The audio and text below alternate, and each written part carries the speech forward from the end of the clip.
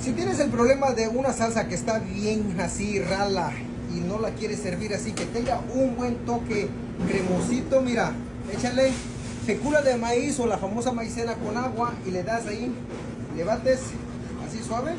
Esto ayudará a que la salsa se haga más gruesa. Si no lo sabías, no quieres gastar dinero en mantequilla, pues no eches la pinche mantequilla, como quiera, nadie te va a decir que esto y lo otro. Mira, y la forma de irlo checando es, mira, le vas aventando ahí. ¿Ves tu plato cómo está? ¿Cómo se ve la esta que no agarra power? Mira, no hay bronca.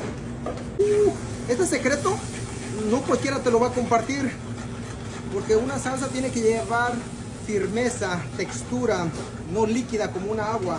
¿Ves? Mira, ya ves, mira cómo quedó, bien rica. Aprende.